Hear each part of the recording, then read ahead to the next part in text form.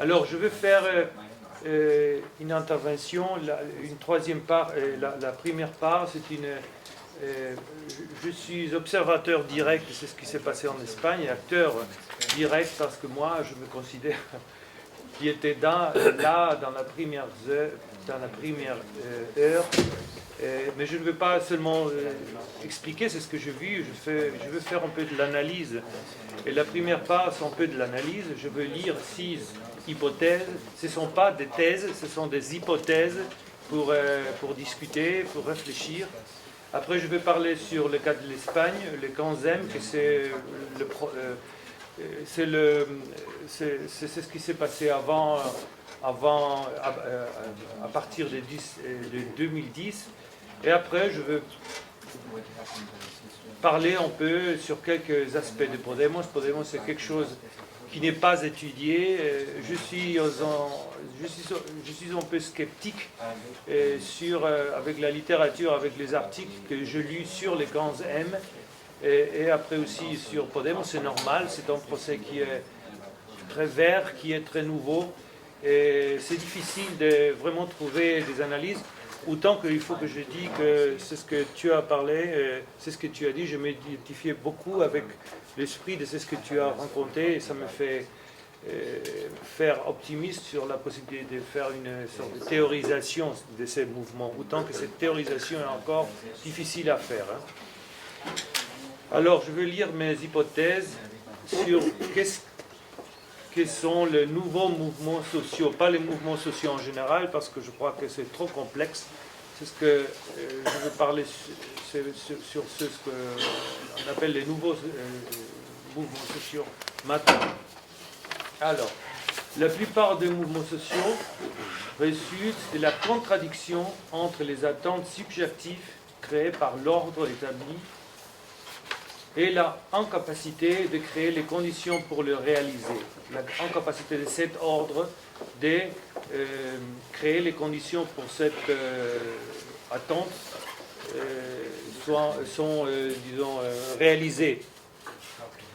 Les classes sociales, les groupes sociaux les plus actifs sont ceux qui cumulent les plus attentes, ceux qui ont les plus expectatifs, les plus... pas ceux qui ont le moins. Alors, ceux qui ont ceux qui considèrent que le futur les appartient et pas ceux qui considèrent qu'ils n'ont pas rien à gagner pour le futur. Je ne sais pas si je me peux expliquer. C'est un peu compliqué. Alors, ça veut dire que c'est ce qui compte, ce sont les attentes et la subjectivité des attentes plus que vraiment les conditions objectives. Pas seulement les conditions objectives, mais surtout les attentes, la subjectivité des individus. C'est ce qu'il espère, c'est ce qu'il attend, c'est ce qu'il considère qu'il peut avoir, il considère légitime avoir pour eux.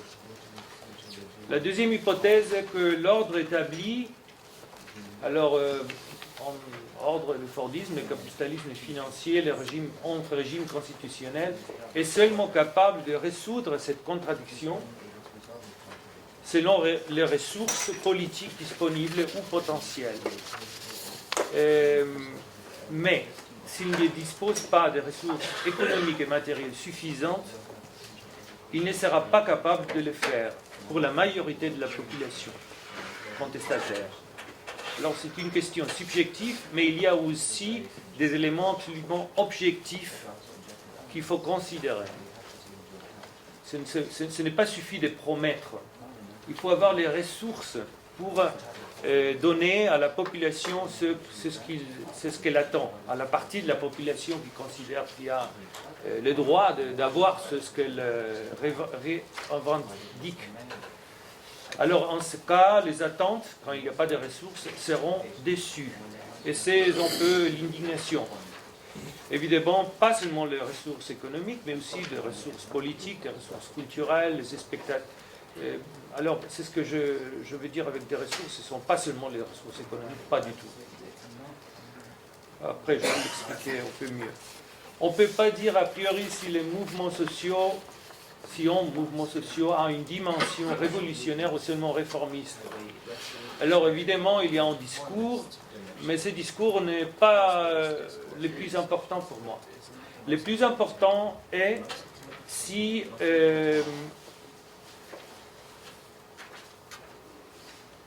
le système a les ressources suffisantes pour offrir, pour effacer ses attentes.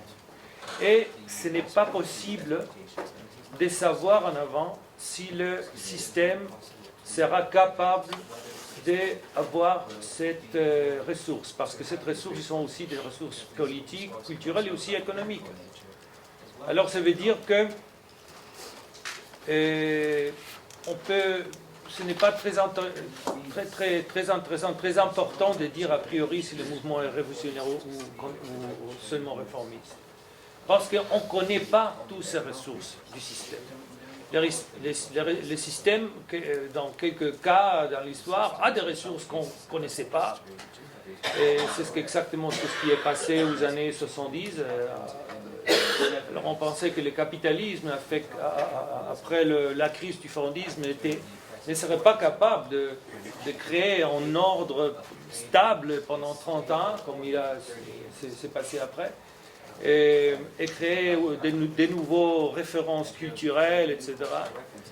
Et la gauche a discuté beaucoup, on connaît cette forme de pensée sur le dérumbisme. Dérumbisme, en français on dit l'interprétation que l'ordre va, boum, c'est dérumbé. Breakdown. S'effondrer. Exactement. Alors ce n'est pas une façon de penser très, disons, très productif pour analyser aussi les mouvements sociaux, à mon avis. Les acteurs contestataires sont toujours en amalgame divers et changeant des acteurs qui menacent toujours d'être divisés. Alors il y a beaucoup des acteurs, il y a des expectatives différentes, des attentes différentes, et ça change beaucoup. Il y a des microclimats sociaux, culturels, et ça change beaucoup. Et l'ennemi, disons l'ordre, est parfaitement capable de diviser les mouvements et donner à une partie du mouvement les attentes, satisfaire les attentes, seulement une partie, et pourtant diviser les mouvements. Et pour moi, certainement, les conseils des multitudes, je ne savais pas que Negri n'était pas ici, mais les conseils des multitudes, à mon avis, ont des problèmes que j'ai avec ces concepts, et que c'est inutile, beaucoup trop gros pour travailler politiquement. Pour travailler politiquement aussi avec des mouvements sociaux, il faut être inductif, il faut analyser les groupes, les sous-groupes, etc., et pas de forme déductive, pas en disant il y a un concept, que c'est la multitude, et après il y a des expressions de cette multitude, des sujets, des groupes, etc. Pour changer la réalité, la philosophie est importante, mais il y a aussi de l'analyse, pas seulement la synthèse. La cinquième hypothèse est que la contradiction centrale qui explique, à mon avis, et c'est une hypothèse. Je lis sur le mouvement en Égypte, sur le mouvement en Turquie, il ne faut pas oublier, c'est ce qui s'est passé en Turquie, c'est très intéressant, et ça se rassemble beaucoup avec avec des choses que j'ai observées en Espagne, on a pu observer aussi en Espagne, mais c'est pourtant une hypothèse, plus qu'une thèse. Mais la contradiction centrale qui explique le nouveau mouvement social est peut-être l'accumulation des ressources subjectives, qui inclut évidemment savoir-être, l'information en général, comme dit Jean Loschki, la culture en général, la capacité de faire des choses, de faire beaucoup de choses, les savoirs techniques, les compétences techniques. Il y avait au Canzem en Madrid beaucoup de médecins, beaucoup de journalistes en chômage évidemment aussi, mais aussi des avocats, des experts en loi, des gens qui ont fait des masters, qui parlent de plusieurs langues, qui ont une expérience internationale. Alors c'est très très important, ces ressources sont très importantes pour comprendre la force du mouvement et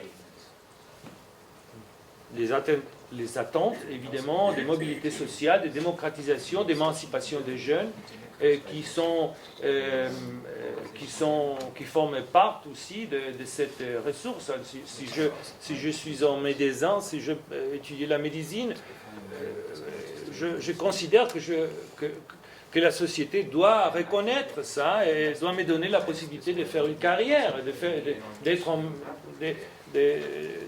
faire une carrière, d'avoir une carrière professionnelle, de fonder une famille, de faire quelque chose avec ma vie, quelque chose d'indépendant. Alors, cette contradiction, alors ça, c'est accumulé aux années 90 et après, ces ressources, pendant les périodes du capitalisme régulé, du formalisme, mais aussi pendant la modernisation technologique, sociale et productive du capitalisme financiarisé. Et, c'est une contradiction, la incapacité de cet ordre de satisfaire toute cette attente accumulée, toute cette attente créée par une part très importante de la population, qui n'est pas évidemment majoritaire, mais qui est importante, parce qu'elle occupe le scénario culturel, médiatique, ils forment partie des classes sociales les plus dynamiques. Alors évidemment, ils sont des classes urbaines, mais ils sont très dynamiques, ils sont très actifs aussi, très actifs politiquement. Alors cette contradiction affecte, à mon avis, l'essence du capitalisme.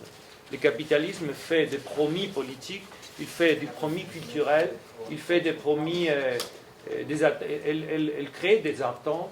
Mais le capitalisme est, à mon avis, structurellement, le capitalisme est pur. Évidemment, on peut réguler le capitalisme, décapitaliser le capitalisme, mais le capitalisme, nous sommes purs, n'est pas capable de donner, de vraiment donner des ressources à la population pour qu'elle satisfasse ses attentes. La sixième hypothèse est que l'ordre néolibéral n'est pas capable de résoudre, c'est ce que je dis maintenant, concrètement le néolibéralisme, cette contradiction pour une part significative des classes moyennes. Il n'y a que deux sorties. Pourtant, la destruction des attentes, convaincre la population que ces attentes ne sont pas légitimes, ne sont pas réalisables, ne sont pas possibles pour des raisons différentes. Évidemment, ça veut dire qu'il faut réduire les secteurs publics. Il n'y a pas de ressources, par exemple, pour que tout le monde ait une sanité, un accès à la sanité publique, etc. Acceptation d'un modèle social américain. Alors, notre société sont desiguales, unequal. C'est comme ça. Alors, c'est une question anthropologique, etc. Destruction des aspirations démocratiques, évidemment, aussi. La société, comme disaient les sociologues conservateurs des années 70, le capitalisme n'a pas de ressources pour donner la démocratie, pour donner trop de la démocratie aux habitants, parce que c'est une contradiction avec le système économique. Ou l'autre possibilité est le changement de l'ordre. Alors, le cas de l'Espagne, combien de temps est-ce que j'ai? Quand est-ce que j'ai commencé? Alors, on commence à être sur les sables brûlants, là. Il est 11h moins le quart. Je suis en train de me demander si on ne faisait pas une pause après Armando. Et nous, on se disait que peut-être on ne ferait pas de pause. Ah oui, parce que c'est plus raisonnable. Nous, on est demandeurs pour qu'il n'y ait pas de pause. Hein. Bon, alors, vous êtes des courageux, très bien, pas de pause, allons-y. Armando, tu termines? Oui, je suis désolé parce que je ne peux pas moduler mon temps en français. Mais, alors, 5 minutes, hein. Alors, c'est ce qui s'est passé en Espagne, qu'après la Constitution de 78, consacre les droits sociopolitiques, elle a produit des attentes massives et des ressources massives par la population espagnole. Elle a créé une nouvelle subjectivité, c'est comme ça. Mais la politique économique, pendant toutes ces années, sont à long terme incapables de les satisfaire. Alors alors ici c'est un exemple, c'est ce que je vais dire maintenant, un exemple empirique, statistique. On pourrait évidemment, la réalité, on ne peut pas tous toute la réduire à des faits statistiques, mais ici c'est un exemple par exemple. Ici on voit le travail purement intellectuel, la courbe des postes de travail purement intellectuels, ça veut dire qu'ils ont un haut niveau de complexité que la partie d'ici, la partie des bas, la ligne des bas. Et ici, ce sont les qualifications supérieures de la population active espagnole, ceux qui ont un boulot, un travail. On voit ici qu'il y a un clivage qui monte, qui est monté beaucoup plus après 2000, un clivage vraiment extraordinaire. Ça veut dire que la population est capable de faire des choses qu'elle n'a pas la possibilité d'appliquer dans son travail. En minute? Deux? Une minute. En minute. D'accord. Ça a créé une grande indignation. Je crois que c'est le moment où les grands changements de la situation politique et culturelle espagnole est venu. C'était 2010. C'est une indignation qui a explosé, mais les conditions pour la création de cette indignation se sont accumulées avant. Alors, la dernière idée, après, dans la conversation, on peut parler sur Podemos, il y a beaucoup de choses qu'on dit déjà sur Podemos, ça veut dire qu'il ne faut pas que je la répète, mais je veux, pour terminer, dire, alors une idée centrale, la question si c'est une critique explicite au système capitaliste ou non. Alors, il y avait des acteurs qui ont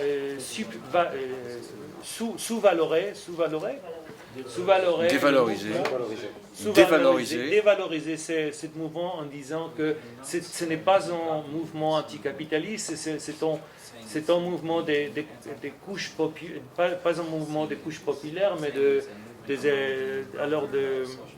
des couches urbaines, des jeunes urbaines, etc. Effectivement, ces couches disaient, ces acteurs disaient, ils ne faisaient pas une critique explicite du capitalisme, c'est ce qu'ils disaient, que nous ne sommes pas contre les systèmes. Au contraire, nous voulons que les systèmes ne nous excluent pas. On a des ressources, on veut être accepté par les systèmes. Et on veut que les systèmes nous incluent, nous donnent une opportunité, on travaille, une vie digne, conformément à notre mérite, effort, notre travail, etc. Et ça ne change pas la nature radicale des reivindications, à mon avis. Ça veut dire les nominalismes qu'on pouvait appliquer pour faire une analyse de ces reivindications n'est pas suffisant pour décider si ce sont vraiment des reivindications, disons, révolutionnaires ou contre les systèmes ou pas. Alors ici, je finis. La dernière idée, qu'exactement ça a permis au mouvement Kanzem et après Podemos d'argumenter contre la droite qui toujours disait que c'est un mouvement contre les systèmes. Alors cette phrase de la droite était immédiatement détruite par le discours que j'ai cité avant. Non, nous ne sommes pas contre les systèmes, nous ne sommes pas anti-systèmes, nous voulons que les systèmes nous reconnaissent. En ce moment, la critique du système s'est déplacée automatiquement au champ de ceux qui gèrent le système. Pourquoi vous n'êtes pas capable de nous inclure? Et je crois, c'est très important parce qu'en ce moment-là, je crois que les gestionnaires du système sont dans une situation de défensif automatique. Parce que le système, évidemment, et c'était évident pour tout le monde, ce n'était pas une question idéologique, si le capitalisme est bon, s'il n'est pas bon, et ils étaient incapables de démontrer que le mouvement Kanzem n'avait pas raison. Merci.